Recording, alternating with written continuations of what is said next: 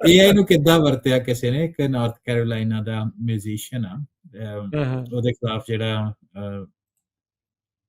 First criminal case ਹੋਇਆ artificial intelligence ਦੀ ਦੇ ਦੁਰਵਰਤੋਂ ਨਾਲ ਰਿਲੇਟਡ, ਹੈ ਨਾ? AI ਦੀ ਦੁਰਵਰਤੋਂ। ਹਾਂਜੀ।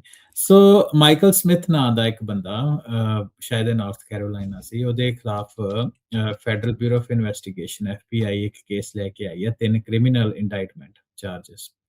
ਸੋ ਉਹਦੇ ਵਿੱਚ ਉਹਨੇ ਇਹ ਕਿਹਾ ਕਿ ਉਹਨੇ ਆਰਟੀਫਿਸ਼ੀਅਲ ਇੰਟੈਲੀਜੈਂਸ ਨੂੰ ਯੂਜ਼ ਕਰਕੇ ਆਪ ਗਾਣੇ ਬਣਾਏ, ਗਾਣਿਆਂ ਨੂੰ ਉਹਨਾਂ ਪਲੇਟਫਾਰਮਸ ਦੇ ਉੱਤੇ ਪਾਇਆ, ਪੋਸਟ ਕੀਤਾ। ਪੋਸਟ ਕੀਤਾ, ਹੈ ਨਾ? ਆਪਣੇ ਇਹ ਪਲੇਟਫਾਰਮਸ ਜਿਹੜਾ ਨਾਮ ਆ ਉਹ ਉਹਨਾਂ ਕਲੀਅਰ ਨਹੀਂ ਕੀਤਾ, ਪਲੇਟਫਾਰਮਸ ਦੇ ਉੱਤੇ ਉਹਨਾਂ ਨਾਮ ਪਾਇਆ ਜਿੱਦਾਂ ਆਪਾਂ ਕੋਈ ਕੰਟੈਂਟ ਕਈਆਂ ਦੇ ਯੂਜ਼ ਪਾਏ ਕਰਦੇ ਹੋਣੇ ਆ ਉਹਨੇ। ਪਾ ਲੈਂਦੇ ਹਾਂ। ਹੂੰ। ਤੋ ਉਹਦੇ ਉੱਪਰ ਪਾਇਆ ਤੇ ਫਿਰ ਉਹਨੇ ਬੋਟਸ ਯੂਜ਼ ਕੀਤੇ ਕਰਕੇ ਉਹਨਾਂ ਨੂੰ ਸੁਣਿਆ, ਬੋਟਸ ਵੀ ਨੇ ਉਹਦੇ ਵਿਊ ਵਧਾਏ ਬੇਸਿਕਲੀ। ਉਹਦੇ ਵਿਊ ਵਧਾਏ ਹੈ ਨਾ? ਤੇ ਉਹਦੇ ਨਾਲ $10 ਮਿਲੀਅਨ ਦੀ ਉਹਨੇ ਰਾਇਲਟੀ ਜਿਹੜੀ ਇਸ ਤਰ੍ਹਾਂ ਇਕੱਠੀ ਕੀਤੀ। ਇਹ ਹੁਣੇ ਆਈਡੀਆ ਨਹੀਂ ਅਸੀਂ ਤੁਹਾਨੂੰ ਭਰਾਵਾ ਦੱਸ ਰਹੇ, ਇਹ ਫਰਾਡ ਦੀ ਸਕੀਮ ਸੀਗੀ ਜਿਹੜੀ ਸਮਿਥ ਨੇ ਜਿਹੜੀ ਉਹ ਵਰਤੀ ਆ ਤੇ ਫੜਿਆ ਗਿਆ ਹੈ। 2024 ਦੀ ਘਟਨਾ ਹੈ ਉਹਦਾ।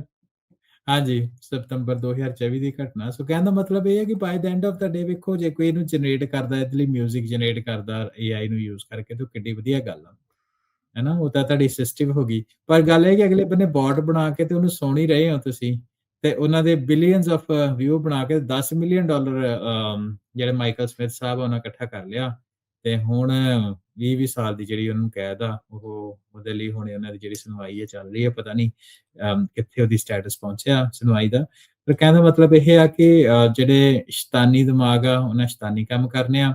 ਸੋ ਇਸ ਟਾਈਮ ਦੇ ਵਿੱਚ ਆਪਾਂ ਨੂੰ ਜਿਹੜੇ ਸਿਸਟਮਸ ਐਥਿਕਸ ਜਿਹੜੀ ਉਹ ਬਹੁਤ ਲੋੜ ਆ AI ਦੇ ਟਾਈਮ ਦੇ ਵਿੱਚ।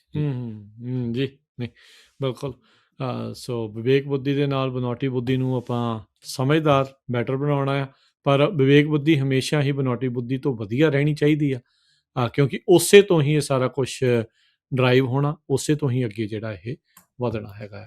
AI ਨੂੰ ਕਿੱਦਾਂ ਵਰਤਿਆ ਕਿਸੇ ਨੇ, ਇੱਕ ਨਾਰਥ ਕੈਰੋਲਾਈਨਾ ਦਾ ਮਿਊਜ਼ੀਸ਼ੀਅਨ ਆ, ਉਹਦੇ ਖਿਲਾਫ ਜਿਹੜਾ ਫਰਸਟ ਕ੍ਰਿਮੀਨਲ ਕੇਸ ਹੋਇਆ ਆਰਟੀਫਿਸ਼ੀਅਲ ਇੰਟੈਲੀਜੈਂਸ ਦੀ ਦੁਰਵਰਤੋਂ ਨਾਲ ਰਿਲੇਟਡ, ਹੈ ਨਾ? AI ਦੀ ਦੁਰਵਰਤੋਂ। ਹਾਂਜੀ। ਸੋ ਮਾਈਕਲ ਸਮਿਥ ਨਾਂ ਦਾ ਇੱਕ ਬੰਦਾ, ਸ਼ਾਇਦ ਇਹ ਨਾਰਥ ਕੈਰੋਲਾਈਨਾ ਸੀ, ਉਹਦੇ ਖਿਲਾਫ federal bureau of investigation FBI ਇੱਕ ਕੇਸ ਲੈ ਕੇ ਆਈ ਹੈ, 3 ਕ੍ਰਿਮੀਨਲ ਇੰਡਾਈਟਮੈਂਟ ਚਾਰजेस।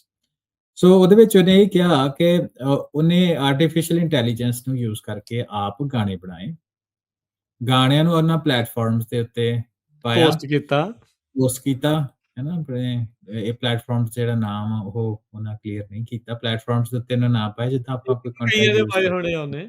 ਪਾ ਲੈਂਦੇ ਹਾਂ।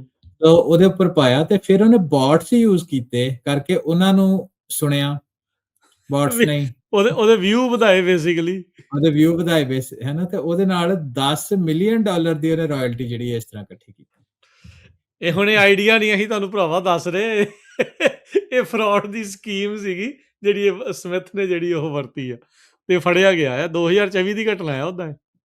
ਹਾਂਜੀ, ਸਤੰਬਰ 2024 ਦੀ ਘਟਨਾ। ਸੋ ਕਹਿਣ ਦਾ ਮਤਲਬ ਇਹ ਹੈ ਕਿ ਬਾਈ ਦ ਐਂਡ ਆਫ ਦਾ ਡੇ ਵੇਖੋ, ਜੇ ਕੋਈ ਇਹਨੂੰ ਜਨਰੇਟ ਕਰਦਾ, ਇਹਦੇ ਲਈ ਮਿਊਜ਼ਿਕ ਜਨਰੇਟ ਕਰਦਾ AI ਨੂੰ ਯੂਜ਼ ਕਰਕੇ, ਤਾਂ ਕਿੱਡੀ ਵਧੀਆ ਗੱਲ ਆ, ਹੈ ਨਾ? ਉਹ ਤਾਂ ਤੁਹਾਡੀ ਅਸਿਸਟਿਵ ਹੋ ਗਈ, ਪਰ ਗੱਲ ਇਹ ਕਿ ਅਗਲੇ ਬੰਨੇ ਬੋਟ ਬਣਾ ਕੇ ਤੇ ਉਹਨੂੰ ਸੁਣ ਹੀ ਰਹੇ ਹੋ ਤੁਸੀਂ, ਤੇ ਉਹਨਾਂ ਦੇ ਬਿਲੀਅਨਸ ਆਫ ਵਿਊ ਬਣਾ ਕੇ $10 ਮਿਲੀਅਨ ਜਿਹੜੇ ਮਾਈਕਲ ਸਮਿਥ ਸਾਹਿਬ ਉਹਨਾਂ ਇਕੱਠਾ ਕਰ ਲਿਆ, ਤੇ ਹੁਣ 20 ਸਾਲ ਦੀ ਜਿਹੜੀ ਉਹਨੂੰ ਕੈਦ ਆ, ਉਹ ਉਹਦੇ ਲਈ ਹੁਣ ਉਹਨਾਂ ਦੀ ਜਿਹੜੀ ਸੁਣਵਾਈ ਹੈ ਚੱਲ ਰਹੀ ਹੈ। ਪਤਾ ਨਹੀਂ ਕਿੱਥੇ ਉਹਦੀ ਸਟੇਟਸ ਪਹੁੰਚਿਆ ਸੁਣਵਾਈ ਦਾ, ਪਰ ਕਹਿਣ ਦਾ ਮਤਲਬ ਇਹ ਆ ਕਿ ਜਿਹੜੇ ਸ਼ੈਤਾਨੀ ਦਿਮਾਗ ਆ ਉਹਨਾਂ ਸ਼ੈਤਾਨੀ ਕੰਮ ਕਰਨੇ ਆ।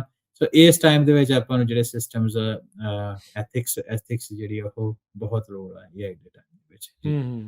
ਜੀ ਨਹੀਂ, ਬਿਲਕੁਲ। ਸੋ ਵਿਵੇਕ ਬੁੱਧੀ ਦੇ ਨਾਲ ਬਨੌਟੀ ਬੁੱਧੀ ਨੂੰ ਆਪਾਂ ਸਮਝਦਾਰ ਬੈਟਰ ਬਣਾਉਣਾ ਆ, ਪਰ ਵਿਵੇਕ ਬੁੱਧੀ ਹਮੇਸ਼ਾ ਹੀ ਬਨੌਟੀ ਬੁੱਧੀ ਤੋਂ ਵਧੀਆ ਰਹਿਣੀ ਚਾਹੀਦੀ ਆ, ਕਿਉਂਕਿ ਉਸੇ ਤੋਂ ਹੀ ਇਹ ਸਾਰਾ ਕੁਝ ਡਰਾਈਵ ਹੋਣਾ, ਉਸੇ ਤੋਂ ਹੀ ਅੱਗੇ ਜਿਹੜਾ ਇਹ ਵਧਣਾ ਹੈਗਾ।